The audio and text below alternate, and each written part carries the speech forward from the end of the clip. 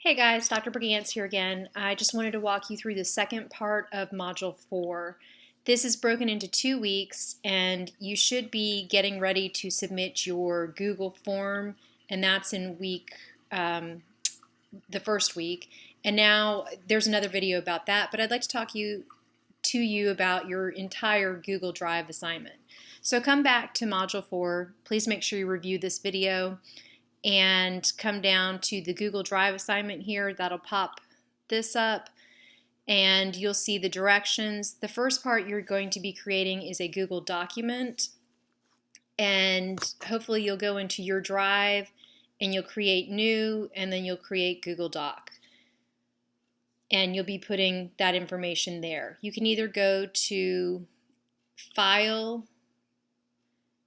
Insert,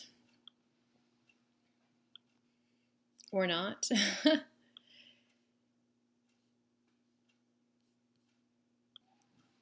Okay, so you'll come to Insert and you'll do Table, and you'll do the table here, and you'll put your image here, you'll put your bio here, and then you'll put in your information. 1, 2, 3. If you've done like I have, you have to add another insert the row below, and you'll put the 4. And then you'll have the hyperlinks here, and so forth. So that's pretty much it for the Google Doc. Make sure, and I want to express to you that you title it. So this will be your title here. Make sure you share it correctly.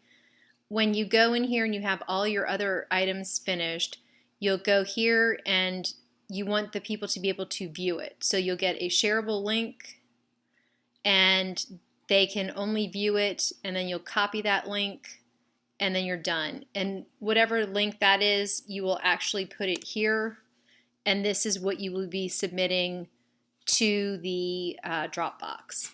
For the second part of it, you'll be creating a form. I'm sorry, you've already created a form. For the next part of it, you'll be creating a slideshow. So you come back here, you'll create slides. You can either do a blank presentation or you can use another presentation.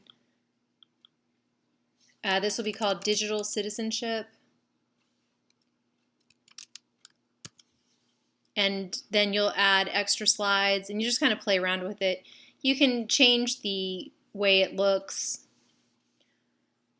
and you can just sort of play around with that. But I want to sort of take you back here to the directions. So the first part is you're creating that document, which I've quickly gone over, and then you'll make sure that you add all these information pieces, and you also have questions. So I really strongly suggest that you look at the sample activity here and do that. For the form, you've already created that the first week. I want you to look at number 3, the analyzing the data. So when you have your form, you're going to analyze the data, and you'll talk about different things you found, like 20% of males participated in it, or the population consisted of. And this is what you want to pay close attention to. You need at least 10 unique slides after the title page, so at least 11. You need at least 2 images, at least 1 table, and at least 5 relevant findings from your responses. So you'll go to your digital citizenship survey. I'm just using a survey I have here. You'll go to the responses, and when you hit the responses, I've already tabulated mine. You look at your spreadsheet, and when you bring up your spreadsheet, you'll have all this raw data from the 20 people that have taken it. I recommend that you look at this and make it into a chart. Again, to make it into a chart, you highlight it, and you'll come up here to Insert and Insert Chart. And there it is. Whoops, there it was. So you might have to change the title of it.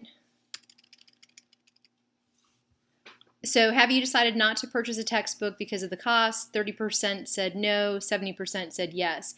You can change the type of it over here, the style. You can change the colors. You can make it different, you can change the information on it. And if you want to change it so that it's not a pie chart, you can select that as well. It shows different kinds. You can make it like a bar graph. You can make it up and down, anything like that. So you just have to sort of play around with it.